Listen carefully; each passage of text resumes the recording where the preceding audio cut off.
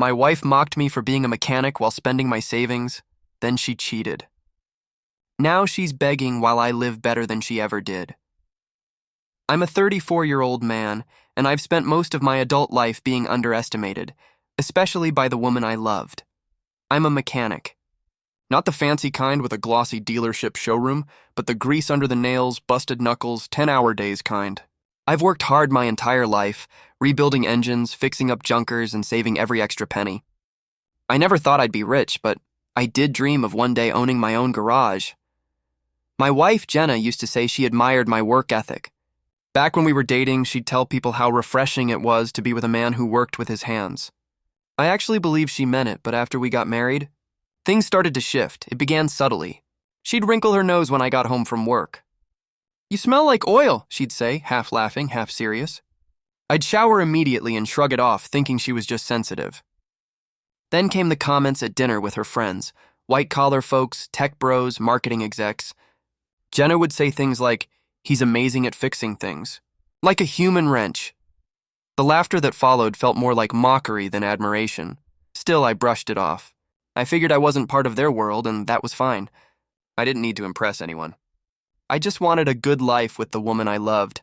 We had a joint savings account, something we agreed on when we got married. Every month, I'd transfer a chunk of my income into it, building toward our dream of buying a house, maybe even investing in a little side business. I never checked it obsessively because I trusted her, until the day I logged in and saw the balance had dropped by nearly $18,000. I stared at the screen, jaw clenched, heart pounding. The transaction history showed boutique shopping, spa resorts, high-end dining, none of which included me. I didn't say anything that night. I just sat across from her at dinner, watching her laugh at something on her phone while eating off plates I apparently paid for. That was the first time I wondered if she ever respected me at all, and it wouldn't be the last.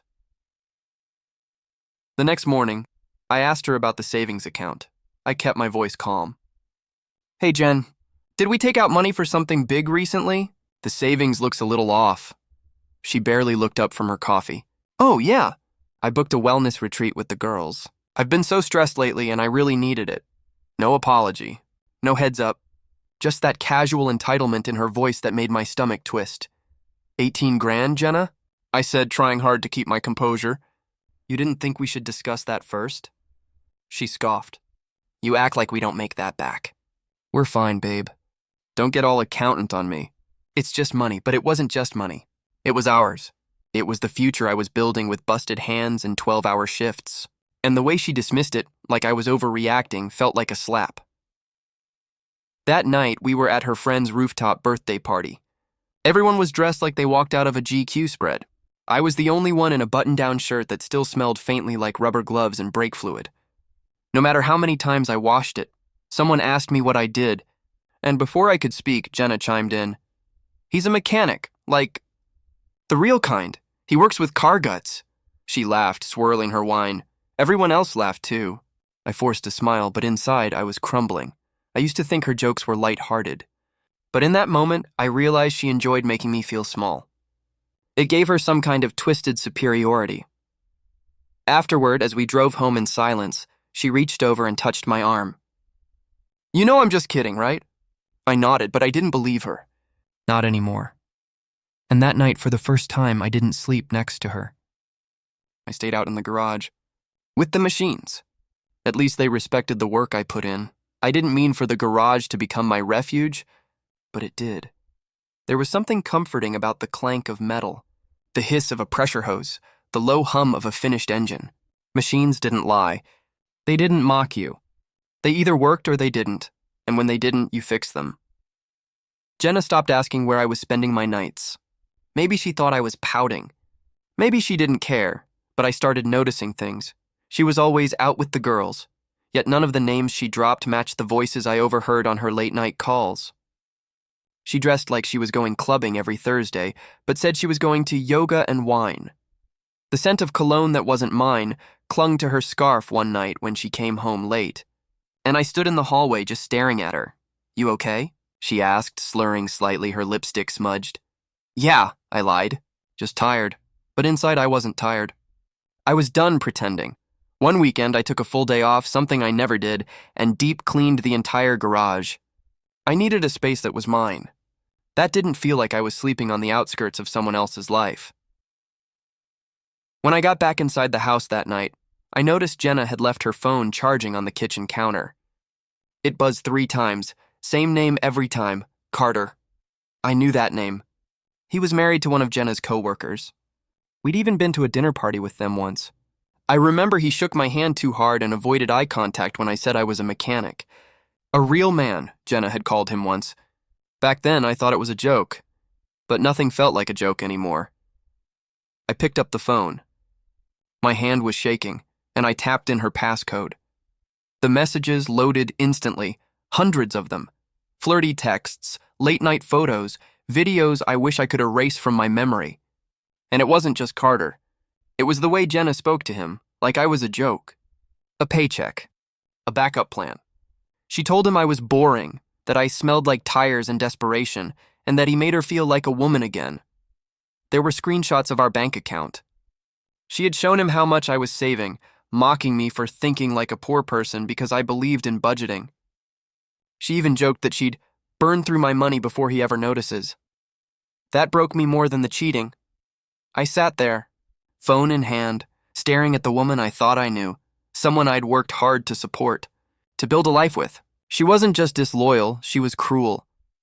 I didn't confront her that night. I couldn't. She came home laughing about something stupid and kissed me on the cheek. I let her. I don't know why, but when she went to shower, I sat at the dining table staring at her phone and shaking like a bomb waiting to go off. I copied everything, every message, every image, every transaction.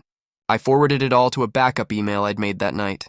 Then I placed her phone back on the charger like nothing had happened, and I stared at the clock, counting the seconds. I didn't sleep at all.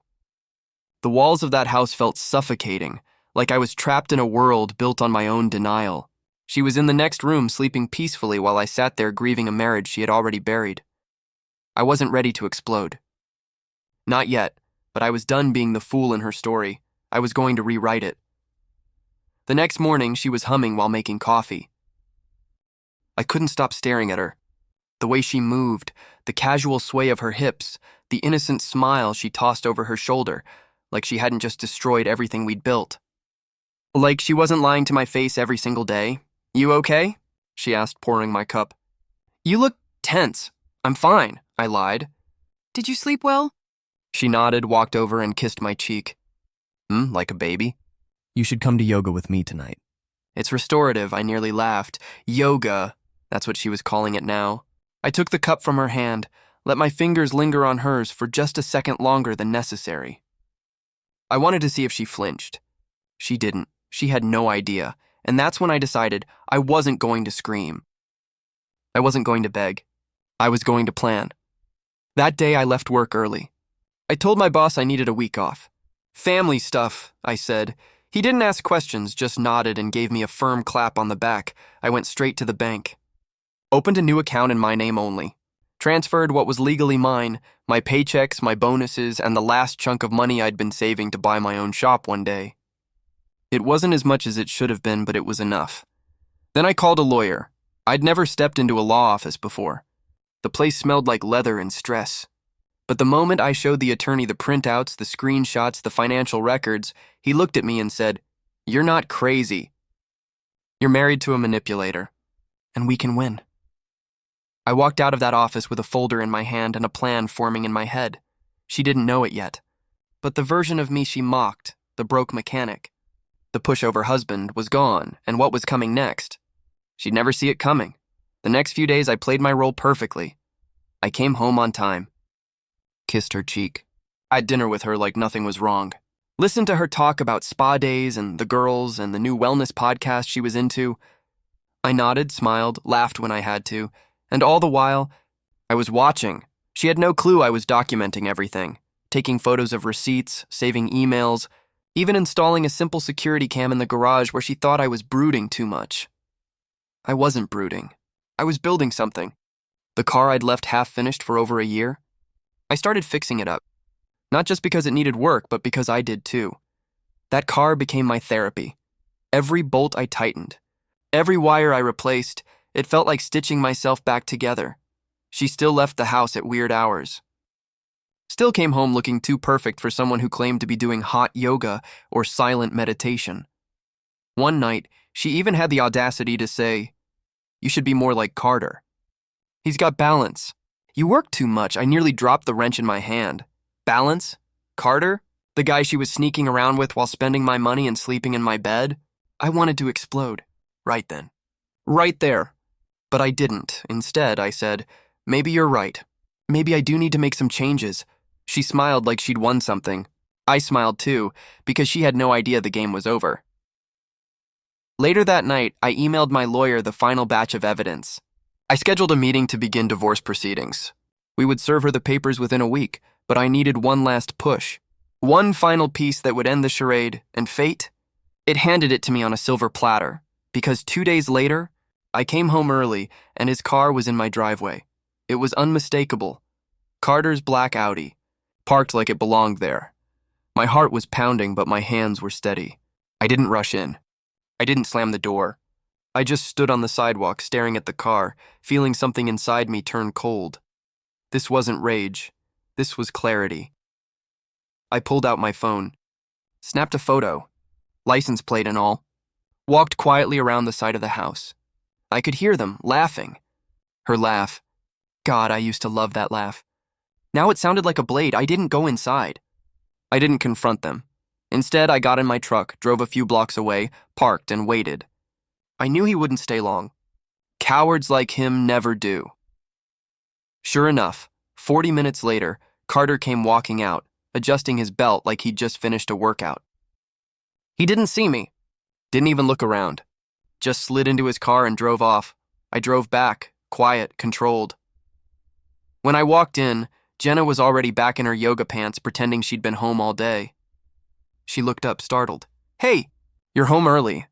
I nodded, tossed my keys in the bowl. "Everything okay?" She asked. "Yep," I said flatly. "Just didn't feel like working late." She walked over and wrapped her arms around me. "I missed you today," she murmured into my chest. I didn't hug her back. I just stared over her shoulder at the photo I had taken, still open on my phone. "You hungry?" she asked, stepping back. "I was thinking we could order Thai and maybe watch something." I smiled, tight and small. "Sure," I said. "Let's enjoy the night," and the next morning, she'd get the divorce papers delivered right to her. Precious little yoga studio, with Carter's car photo, tucked neatly inside. She called me 30 minutes after she got the papers. I didn't answer, then came the texts. "What the hell is this? You're overreacting. Talk to me. We can fix this if you'd stop being so dramatic." I didn't reply. Instead, I went to work like I always did. Changed oil, rotated tires, replaced a busted fuel pump on a 2009 Camry. Business as usual, except this time, I had peace in my chest and a plan in my pocket. When I got home that night, she was there waiting on the porch, mascara smudged, eyes red. She stood up as I pulled into the driveway like she was ready for war or a miracle. "You're really doing this?" she snapped before I even turned off the ignition. I stepped out slowly, closed the door behind me. "Yeah," I said. "I am. You're gonna throw away our marriage over some texts?" "Over some texts?" I laughed, low and hollow. "You cheated, Jenna. You humiliated me. You used me." She crossed her arms. "You think anyone else would put up with you? You come home smelling like transmission fluid. You never take me anywhere nice. I deserve more than this." That's when I realized she truly believed that. She believed she deserved better. Better than the man who worked himself raw to build a life for her. Better than loyalty. Better than honesty. And in her twisted mind, that justified everything. I took a deep breath and stared her in the eyes. "You deserve Carter," I said. "Go beg him to pay your spa bills." Her jaw dropped. "You're seriously doing this?" "No, Jenna, you did this." And with that, I walked past her into the house we used to share and started boxing up my things because she thought I'd beg. But I was already gone. She didn't leave quietly. Over the next week, I got everything from tearful voicemails to venom-laced texts. One minute it was, "I miss us, please don't do this." The next, "You'll die alone in that filthy garage. Classic Jenna, love you when you're useful, destroy you when you're not." But I'd made up my mind. I stayed at a buddy's place while the legal stuff got sorted. We didn't talk much, just watched late-night TV and shared beers in silence. But it was exactly what I needed. A place without her perfume in the air. No passive-aggressive digs. No false smiles hiding knives. My lawyer moved fast. The evidence I'd gathered made the divorce almost surgical. Her infidelity, her misuse of marital funds, and the proof of my consistent financial contributions all played in my favor. She tried to fight it at first, tried to cry in court, say I was emotionally distant and neglectful, but the judge wasn't buying it, especially not after seeing the receipts from the 5-star hotel where she'd stayed with Carter. During our anniversary weekend, she got the car, lease one she could barely afford. I got to keep the tools, the savings I had left, and, most importantly, my freedom. When I walked out of that courthouse, papers in hand, I didn't feel victorious. I felt empty, numb, like I'd just walked out of a burning building barefoot, but at least I was out. I went back to work the next day. No time off, no healing journey, just engines, grease, and quiet. I needed something real, something I could control, and slowly, I started to feel human again, one customer at a time, one car at a time. Until one day, a man walked into the garage and said, "You the guy who used to be married to Jenna?" I froze, wiped my hands on a rag. "Yeah, why?" He smirked. "Thought so." She's not doing so hot. She's not doing so hot. Those 5 words echoed in my mind long after he left. Turns out, word travels fast in small circles, especially when someone's fall from grace is as loud as their rise was smug. Jenna had lost her job a month after the divorce. Something about inappropriate conduct and HR complaints. Carter, he ghosted her. Apparently his wife found out and didn't just leave. She scorched the earth. Took the house, froze the accounts, and dragged him through the mud publicly. He moved cities. Jenna was left holding the ashes, I won't lie. A part of me felt a flicker of satisfaction hearing all that. But it didn't last long, because by then, I was already building something new, something mine. I took the remaining savings, combined it with a small loan, and leased a rundown garage space on the edge of town. It was nothing fancy, just a cracked parking lot, dented signage, and a break room that smelled like mildew. But it was mine. I threw myself into the work, painted the walls, rewired the lights, dragged my old tools in one by one. I worked 7 days a week, slept on a pull-out cot, ate cup noodles for dinner, but every time I turned the key in that front door, I felt alive again. Customers trickled in. Then word spread. A single mom who said I fixed her car cheaper than anyone else brought in 3 of her friends. A retired vet gave me a glowing review online. Within 6 months, I wasn't just surviving, I was hiring. I cleaned the oil off my hands one day and realized I hadn't thought about Jenna in weeks.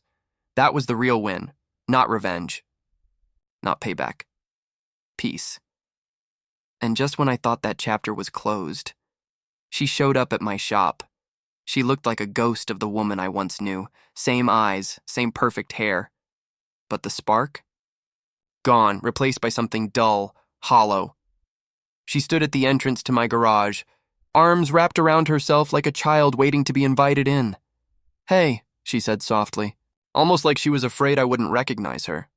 I didn't say anything, just nodded once and kept wiping my hands on a rag. She stepped in slowly, her heels clicking against the concrete floor. "Place looks good," she said, scanning the walls, the lifted cars, the clean workbenches. "I heard you opened your own shop." I nodded again. "Yeah, a while ago," she laughed nervously. "I remember you used to talk about that all the time. I always told you to dream bigger." I looked up at her then. "No, you told me I wasn't enough." That shut her up. She bit her lip, looked away. "I didn't come here to fight," she said. "I came because I messed up bad." I stayed silent. Let her fill the silence with her guilt. I thought Carter was going to be different. He talked big, promised me things. But when things got hard, he vanished. And everyone else? They disappeared too. I could feel my employees watching from the back office window, probably waiting for me to explode or kick her out. But I didn't. "I'm staying at my cousin's now," she added, "looking for work." "It's rough," I met her eyes. "And what do you want from me, Jenna?" She stepped closer, voice trembling. "A second chance. I miss what we had. I miss you, I took a breath, and then I told her the truth. You don't miss me. You miss the version of me who didn't know his worth. She blinked. Stunned, like she didn't expect me to have the strength to say it. The version of me who didn't know his worth, I repeated, slower this time. That guy's gone. People change, she whispered, reaching for my arm. I stepped back. So do consequences, I said. For a moment, neither of us said a word. The buzz of the overhead lights, the distant thump of a tire being mounted in the back, it all felt louder somehow, like the world was tuning out her presence. She lowered her hand, her face crumpling a little. You really hate me that much? I shook my head. I don't hate you. I just finally love myself more than I loved the illusion you sold me. She opened her mouth to speak, but I raised a hand. Don't. Whatever you're about to say, don't. She froze. Because I gave you years. Years of loyalty, effort, sweat, literally. And in return, you mocked me. Spent my savings, slept with someone else. And now, because you're out of options, now you miss me? Her lip trembled. I was stupid, okay? I thought I wanted more, but I didn't realize you were the more. I almost felt sorry for her. Almost, but I'd seen the screenshots. I'd read every word she typed to Carter behind my back. And even now, she wasn't sorry for what she did, only for what it cost her. You should go, I said firmly. Her eyes welled with tears. She took a shaky step back. You really mean that? I nodded. This place is sacred to me. My work, my peace, my people. Don't come back here. She lingered a second too long, then turned and walked out of my life for the last time. She didn't stay gone for long. A week later, she came back, this time with coffee. My favorite kind, the one she never used to remember when we were married. She handed it to me like it was some kind of peace offering. I thought you could use a break, she said, tilting her head with that old, practiced smile. I didn't even take the cup. I have employees now, I said. They bring me coffee when I need it. And they actually mean it. She gave a tight laugh like she was trying to play it off. I'm just trying to be civil. You don't have to act like I'm some kind of villain. I stared at her. You're not a villain, I said. You're a warning. She flinched. I could see one of my junior mechanics watching from the lift. The kid leaned over to my lead tech and whispered something. They both grinned. Everyone knew who she was. Everyone knew the story by now, and yet, here she was, acting like I was going to fall back into her arms just because she showed up looking sad and holding a cup of caffeine. You still wear that same cologne, she said quietly, trying a different angle. You smell like home. No, I said. I smell like a man who knows who he is. She looked embarrassed then. Like the act finally cracked. I'm happy for you, she muttered. I mean it. I know, I said. Because now that I've built something without you, you want a piece of it. But I built this on the ashes you left behind. She opened her mouth, then closed it again. Go, I said, turning back to the car on the lift. Before I stopped being polite, this time she didn't argue. She just left, and I didn't watch her go. A few weeks later, I got invited to speak at a local business event. It was just a small community thing. Local vendors, food trucks, and booths from nearby shops, but someone had nominated my garage for a local business uplift award. I almost didn't go. I'm not the speech-giving type. But one of my mechanics shoved the flyer into my hand and said, "Come on, boss. You deserve to be seen." So I put on a clean button-down, wiped the oil from under my nails, and showed up. The event was held at a local rec center. String lights, folding chairs, a band playing someone's dad's playlist. Nothing fancy, but honest, real. The kind of thing Jenna would have turned her nose up at. I was standing off to the side, sipping lukewarm lemonade, when I heard my name announced. I walked up to the mic, heart pounding harder than it had the day I handed her those divorce papers. Hey, I started. I'm not much of a speaker, so I'll keep this short. A few chuckles from the crowd. I started my garage because I needed something to believe in again. I'd lost a lot, money, trust, time. But fixing things, that came naturally. Fixing people? That's trickier. There was a soft laugh, but I wasn't joking. I didn't build my business out of revenge. I built it out of survival. Out of learning that sometimes, the people who say they love you the most are the ones who tear you down the quietest. I scanned the crowd, and there she was. Jenna. Standing in the back, Arms folded, sunglasses on even though it was nearly sunset. Watching, listening. I didn't flinch. I didn't pause. I'm proud of what I've built, I said. Not because it's big, but because it's mine. And no one can take it away from me again. The crowd clapped. Jenna slipped out the side door, and I never saw her again. After the event, people started treating me differently. Customers came in saying they'd heard my story. Locals left comments on my garage's social media about how inspiring the speech was. A woman even dropped off a pie and said, "For the man who reminded me not to settle." It was surreal, but I didn't let it get to my head. I just kept showing up. Kept doing what I've always done, fixing things. Only now I wasn't just fixing cars. I was fixing me. And that kind of work doesn't leave grease stains. It leaves scars you carry with quiet pride. One night I was sitting in the break room, feet up, cold soda in hand, scrolling through emails. A message popped up from Jenna's subject, "Just one thing." I didn't open it right away. I stared at it for a long time. Eventually I clicked. It was short. "Just a few lines. I know you'll probably delete this, and I wouldn't blame you. I just wanted to say you were right. I didn't miss you.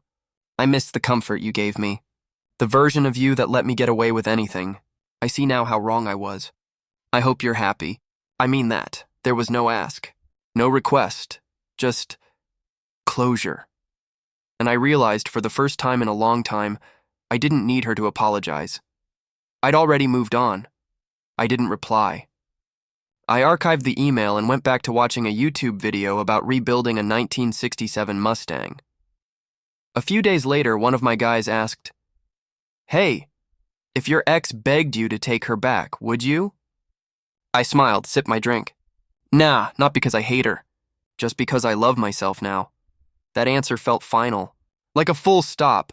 And for the first time in years, I slept without dreaming of what could have been.